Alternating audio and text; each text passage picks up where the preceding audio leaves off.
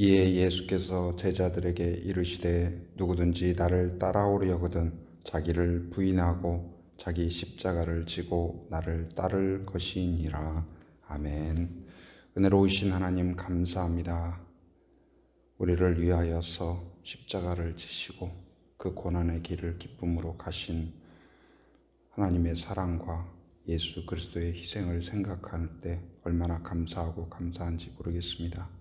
하나님, 오늘부터 시작되는 이 고난주간 우리가 새벽을 깨우며 주 앞에 나왔사오니 우리의 마음을 새롭게 하여 주시고 오늘도 우리를 인도하여 주시옵소서.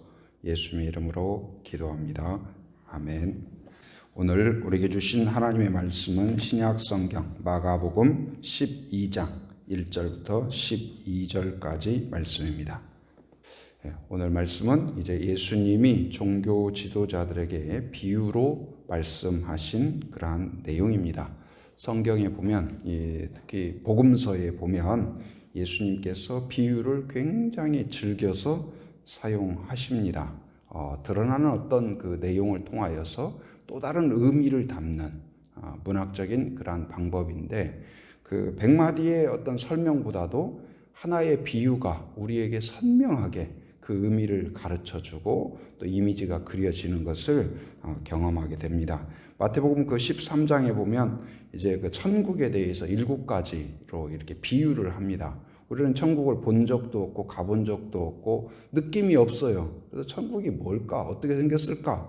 이제 궁금한데 그것을 설명하는 그 예수님께서 천국을 어떻게 설명하냐? 비유로서 설명하죠.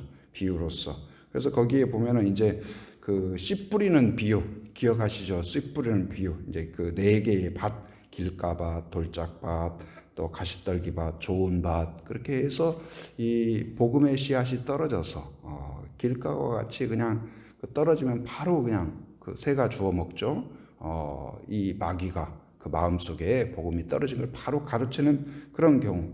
또 이제 뭐 좋은 밭 같은 경우는 어떻습니까? 그걸 받아들이고 자라고 싹트고 또 물 주고 어떤 그런 거. 그래서 이 비유로서 그 우리의 마음을 나타내죠. 또 이제 가장 인상적인 거, 저 개인적으로는 참 이렇게 늘 은혜가 되고 짧은 구절이지만 선명하게 다가오는 것이 그 13장 44절 한 절인데 감추인 보화 이야기. 어떤 사람이 밭을 갈다가 턱 뭐가 걸리는 거예요. 이게 뭐지? 하고 봤더니 보물이에요. 근데 내 밭이 아니에요. 그래서는 집에 얼른 달려가서 자기의 모든 것을 정리해서 그 밭을, 그러니까 뭐가 돌이 걸리고 뭐하고 하니까 원래 그렇게 다른 사람이 봤을 때 좋은 밭은 아니에요. 근데 그 밭을 자기 있는 모든 것을, 그런데 언제부터 기뻤냐? 밭을 사서 내 소유가 되기 이전부터 발견한 그때부터 막 기쁨이 찬 거예요. 그래서 천국이란 그런 거다. 우리가 그 하나님의 약속을 믿고 그거 예수님을 발견한 그 이후부터 나에게 주어질 모든 것을 생각할 때 기뻐하고 즐거워하고, 그래서 우리는 천국을 죽어서 가는 게 아니에요. 이 땅에서 하나님 은혜 안에서 예수 안에서 이미 우리는 하나님의 은혜를 누리고 기쁨을 누리고 행복을 누리고 자유를 누리고 이 죽어야 구원받는 게 아니에요. 이미 우리는 하나님의 구원을 받았고 누렸고 경험하는 줄 믿습니다. 그래서 그것을 짧은 한 절이지만 비유로서 설명하죠. 오늘 또 이제 비유로서 예수님께서 선명하게 이야기하는데 무슨 이야기를 하냐? 한 사람이 포도원을 만들었다. 그러니까 이제 포도원은 그쪽 지역에서는 너무나 익숙한 곳이죠. 우리는 뭐 포도 하면은 포도 먹을 줄만 알지, 뭐 포도원을 어떻게 만드는지, 포도가 어떤지 그 한참 설명이 필요하지만 이 설명이 필요 없는 거예요. 예를 들어서 뭐 제주 같으면 뭐 돌담 이야기를 한다든지 아니면 유채 이야기를 한다든지 이런 것은 뭐 설명이 필요 없는 거예요. 그냥 매일 지나다니다가 여러분 뭐 1년 살면서 유채를 한 번도 안 봤다, 돌담을 제주도에 살면서 한 번도 안 봤다, 이런 사람 있을까요? 하루를 살면서 길을 가면서 어찌됐든 어디를 가나 돌담이 있고 어디 가나 이 유채가 피어 있는 것을 1년에 한 번은 볼 거 아니에요. 아무리 안 보더라도. 그래서 너무나 익숙한 거. 근데 그런 걸로 설명을 한 거예요. 그들에게 있어서 포도원, 이건 아주 익숙한 거죠. 그래서 그 익숙한 것으로 이 의미를 표현하고 지금의 그 내적인 상태를 표현하는 거예요. 근데 뭘 이야기하냐? 한 사람이 포도원을 만들었다. 그리고 산 울타리를 만들고 포도즙 틀도 만들고 망대를 세웠다. 그러니까 이제 포도원으로서의 갖춰야 될 모든 시설, 모든 그 어떤 기능들을 할 수 있도록 그것을 완비한 거예요. 여기서 한 사람은 누구를 가르칠까요? 바로 하나님을 가르치죠.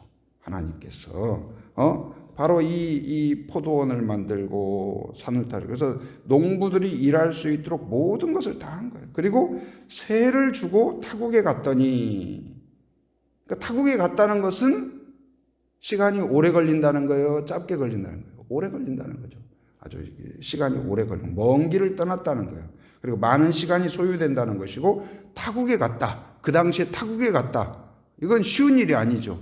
그러니까 굉장히 어떤 권위가 있는 사람, 또 재력이 있는 사람, 굉장히 그 높은 직급에 있는 사람, 그런 사람이라고 할 수 있죠. 여기서 농부들은 누구를 가르치냐면 본문의 내용을 살펴볼 때 이제 종교 지도자들, 제사장들이나 서기관들이나 바리새인들이나 이런 사람들을 가르친다고 할 수가 있겠죠. 근데 이제 이 사람들에게 이제 맡겨 주셨는데 이제 그런데 이것을 꼭 그들만 적용할 것이 아니라 여러분과 저도 마찬가지예요. 곧 이제 우리의 시간, 오늘 하루도 마찬가지입니다. 그리고 우리의 인생도 마찬가지예요. 가정도 마찬가지예요. 하나님이 세우시고 우리에게 뭘로 주셨을까요? 새로 주신 거예요. 그러니까 내 건강도, 내 인생도 하나님이 만드셨고 우리에게 뭘로 주셨어요? 새로 주신 거예요. 그러니까 그걸 우리가 사용하는 거예요. 오늘 하루도 내가 주인이 아니라 누가 주인이에요? 하나님이 주인이다. 곧 이제 믿는다는 건 뭐냐? 하나님을 바라본다는 건 뭐냐? 내가 주인이 아니고 바로 주인이 하나님이구나. 그걸 깨닫고 그리고 그걸 인정하고 그걸 늘 인식하며 사는 거예요. 곧 이제 이 집도 우리가 집을 사는데 제주도도 보면 집을 사는 경우가 있고 이 연세나 전세로 이렇게 사는 경우가 있잖아요. 근데 똑같이 집을 살고 비밀번호 해가지고 내가 들어가고 나오고 집 청소도 하고 그래서 밥도 먹고 자기도 하고 하지만 주인 그 전세 같은 경우 연세 같은 경우는 어떻습니까? 주인이지만 주인이 아니에요. 근데 그 의미가 우리에게 딱 적용이 된다고 봐요. 그러니까 우리의 인생이 주인 같지만 주인이 아니에요. 늘 그러니까 믿음이 있다는 건 뭐냐? 오늘 하루의 주인도 내가 아니라 누구다? 하나님이다. 나에게 맡겨주셨다. 새로 주셨다. 내 자녀도 내 자녀가 아니에요. 내 자녀 같은데 주인은 누구예요? 하나님이시다. 그래서 농부가 농사를 짓고 또 그걸 관리하고 열심히 하고 그거 해야 되지만 항상 생각할 것이 누구를 생각해야 돼요? 주인이 뭘 기뻐할까? 주인이 어떻게 하는 걸 좋아하실까? 내 하고 싶은 대로 하는 거 아니에요. 막 구조를 막 바꿔버린다든지 그렇게 하는 거예요. 중요한 일이 있을 때 어떻게 해야 돼요? 이 농부들이 예를 들어서 산울타리를 해놓고 포도원을 해놓고 망대를 해놨는데 야 농부들끼리 야 저 망대 없애자. 저쪽으로 놓자. 어떤 굉장히 중요한 결정이잖아요. 중요한 결정이면 어떻게 해야 돼요? 주인한테 물어보든지 주인하고 상의를 하든지 그렇게 해야 될 거 아니에요? 그러죠? 그래서 주인님 지금 이 망대가 이렇게 있는데 이쪽으로 옮겨도 될까요? 주인이 아니다. 거기 뜻이 있다. 의미가 있다. 거기 놔둬야 된다. 네 알겠습니다. 그래야지. 물어보지도 않고 휙 옮겨버린다든지 자기는 좋다고 했지만 주인이 마음이 불편해질 수가 있는. 우리의 인생도 마찬가지예요. 내 마음대로 하는 거 아니에요. 중요한 결정이 있을 때 내가 주인이라고 생각하면 내가 좋은 대로 내 마음대로 내 생각대로 하는 것이 맞죠. 그러나 믿음의 사람이란 누가 주인이다고요? 하나님이 주인이다. 하나님이 나에게 삶을 주셨고 하루를 주셨고 가정을 주셨고 교회를 주셨고 사업을 주셨다. 사업의 주인도 누구시다? 하나님이시다. 우리나라 기업 중에 지금은 어떤지 모르겠습니다. 알로에 쪽에 그런 기업이 있었는데 연수원을 갔었어요. 그리고 또 많은 선교단체를 돕기도 하고 그랬는데 연수원 가니까 이 주인은 하나님이시다. 딱 그렇게 이렇게 그런 의미로 이렇게 딱 새겨 놓았더라고요. 그래서 참 저렇게 표현한다는 것도 사업하는 어떤 사업자가 저렇게 표현한다는 거 적은 기업이 아니거든요. 그리고 거기에는 연수원이라 자기 기업의 직원들이 와가지고 계속 연수받고 교육받고 그런 곳이에요. 근데 거기에는 기독교인도 있고 아닌 사람도 있을 텐데 거기에 딱 이 우리 회사의 주인은 하나님이시다. 그런 의미로 딱 써놓은 걸 볼 때 참 대단하다. 그리고 자기의 믿음을 이렇게 표현한다는 것이 쉬운 일이 아닐 텐데. 근데 우리는 뭐예요? 여기다 이마에다 써가지고 다니지는 않지만, 명찰을 달고 다니지는 않지만 나의 주인은 하나님입니다. 우리 가정의 주인은 하나님입니다. 내 자녀의 주인은 누구시다? 하나님이다. 여러분 마음에 새기고 아니면 그냥 정 자신 없으면 여기다 딱 새기고 다니세요. 이마에다가 하나, 머리띠 하나 두르고 나의 주인은 하나님입니다. 그래서 나는 하나님의 뜻대로 생각하고 하나님의 계획대로 살고 그것이 나의 본분입니다. 그렇게 한다면 그 사람은 복받은 사람이에요. 그런 마음 자세로 산다면. 근데 여기 보니까 이제 한 사람이 그렇게 포도원을 만들고 어떻게 됐냐. 2절에 보니까 때가 이름에 이제 시간이 지나고 어느 때가 되었어요. 어느 때일까요? 소출의 때, 추수의 때. 그 기대하는 때가 있잖아요. 봄이 되면 화단에 이렇게 가을이나 겨울이나 이렇게 좀 잘 돌봐주고 그리고 물 주고 그러면 씨를 뿌려놓고 그럼 봄이 되면 어떻게 돼요? 싹이 나기를 기다리는 거예요. 조금 있으면 꽃 피기를 기다리는 거예요. 그리고 또 조금 있으면 결실이 되기를 기다리는 거예요. 근데 때가 되면 결실의 때, 추수의 때, 기대의 때가 된 거예요. 그래서 그때에 이제 뭔가 이제 결실이 나올 때가 됐는데 그러면 그걸 통하여서 농부들도 먹고 생활하고 즐기고 자녀들도 이렇게 챙기고 그러지만 이 포도원의 주인이라는 것을 인식하도록 하기 위하여서 이제 종을 보낸 거예요.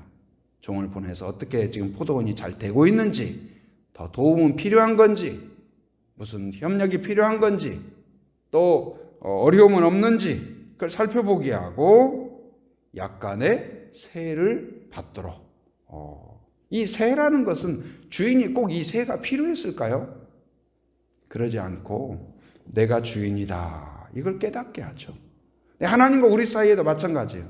우리가 특히 11조를 하잖아요. 11조를. 11조를 해야 된다, 안 해야 된다. 이제 그런 이야기도 하는 사람들도 있어요. 그러나 이 11조라는 걸 하나님이 우리한테 10분의 1을 세금이 필요한 걸까요? 천국을 운영하는데 11조가 필요해서 세금을 걷는 것일까요? 그게 아니에요. 무엇이냐? 바로 오늘 그 농부들에게 세로 주고 오늘 지금 때가 이름에 종을 보내서 그 세를 이렇게 얻고자 하는 것처럼 세가 필요한 것이 아니라 우리가 11조를 한다는 건 뭐예요? 우리의 삶의 모든 것이 하나님의 것입니다. 하나님이 나에게 주셨습니다. 나를 다스립니다. 나를 인도하십니다. 그걸 인정하는 믿음의 표현이에요.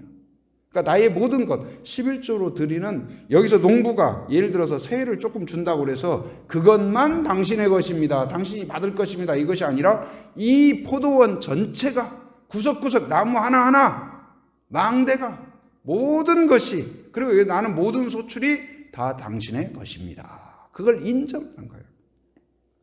곧 이제 믿음의 삶이란 무엇일까요? 바로 나에게 있는 모든 것이 하나님의 것이다. 이 교회 앞에 보면 밭담이 있어요. 밭담에 제가 자주 이야기했죠.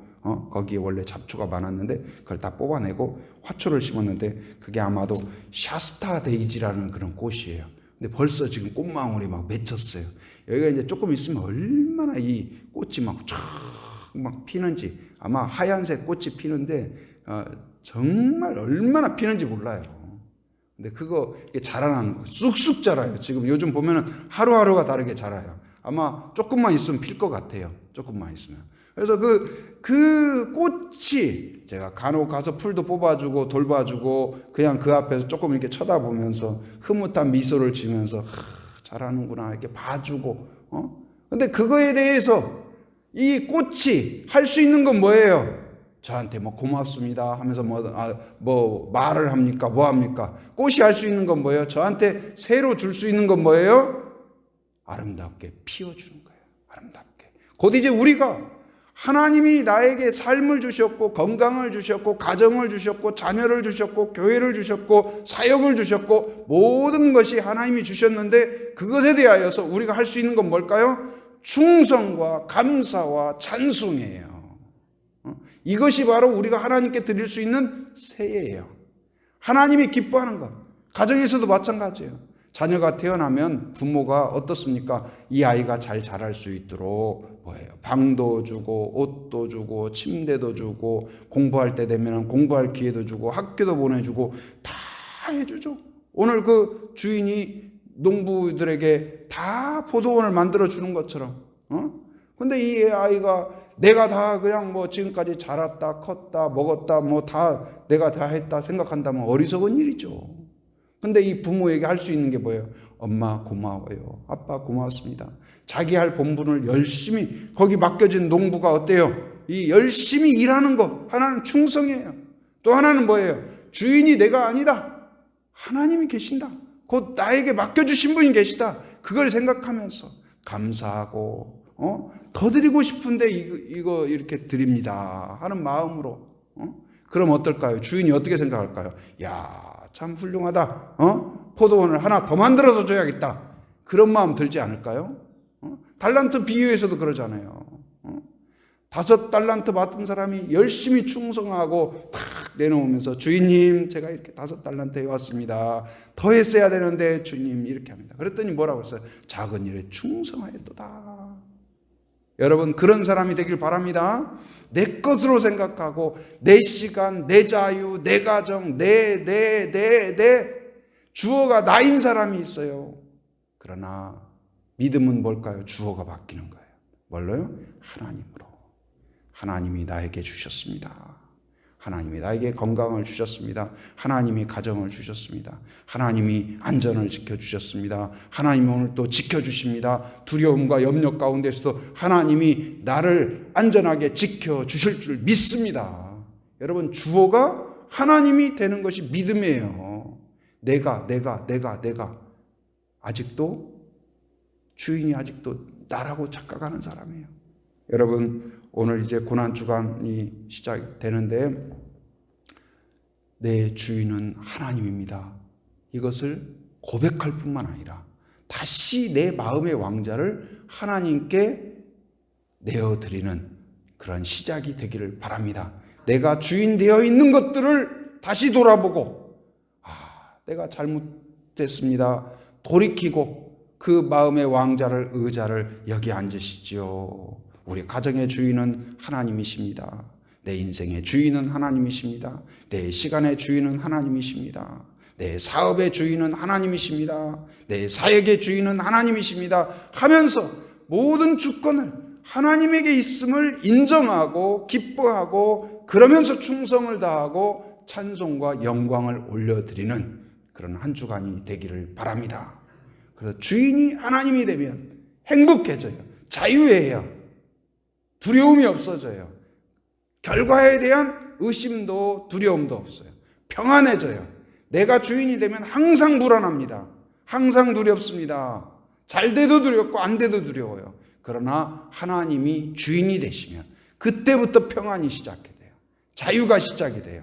순서가 바뀌어야 되고 위치가 바뀌어야 돼요. 이 고난주간이 바로 그런 기간이 되길 바랍니다. 주인을 주인답게, 하나님을 하나님답게 주어가 바뀌는 그러한 성도가 되기를 주님의 이름으로 축원합니다.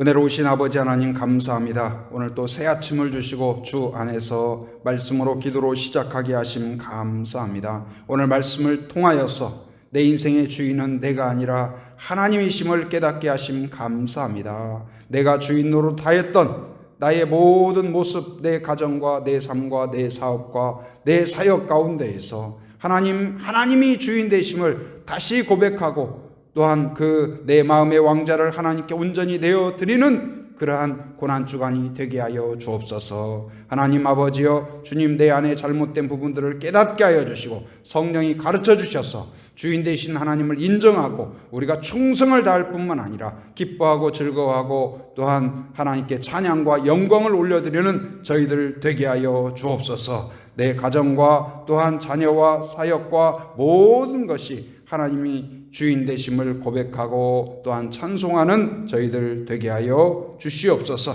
가정을 주신 것 감사합니다. 가정이 온전히 하나님이 주신 작은 천국으로서 온전히 하나님께 영광 돌리는 가정이 되게 하여 주옵소서. 가정에 믿음이 연약한 자가 있습니까? 긍휼히 여겨 주셔서 하나님께서 은혜 가운데에서 부모를 통하여 자녀들에게 믿음이 전수되게 하여 주옵소서.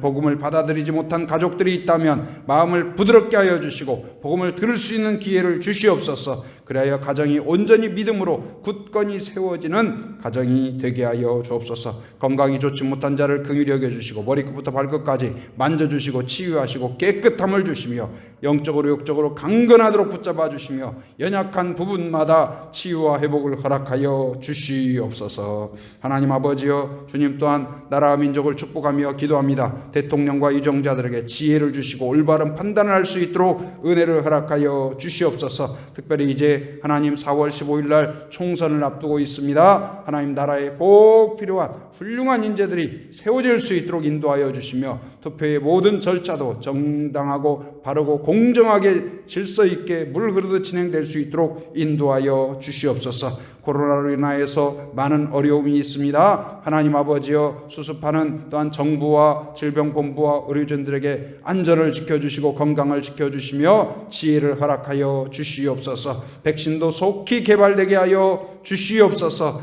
하나님 아버지, 확진되어 있고 또한 격리되어 있는 분들을 긍휼히 여겨주셔서 평안을 주시고 위로하여 주시고 치유와 회복을 허락하여 주시옵소서. 신음하고 있는 이 전 세계 하나님 아버지여, 주님 우리나라를 통하여서 돕게 하여 주시며 서로가 협력하여서 이 위기를 잘 극복할 수 있도록 인도하여 주시옵소서. 교회마다 더욱 깨어서 하나님만이 우리를 도울 수 있고 하나님의 은혜가 아니면 살 수 없다는 것을 다시 깨닫게 하여 주옵소서. 모든 교회가 한 마음으로 하나님을 부르는 고난주간이 되게 하여 주옵소서. 다시 회복되게 하시고 다시 하나님이 하나님 되심을 고백하는 저희들 되게 하여 주시옵소서. 오늘 또 하나님을 의지하며 기도하는 한 사람 한 사람을 기억하여 주시고 아버지 하나님의 그 기도를 신실하게 응답하여 주시옵소서.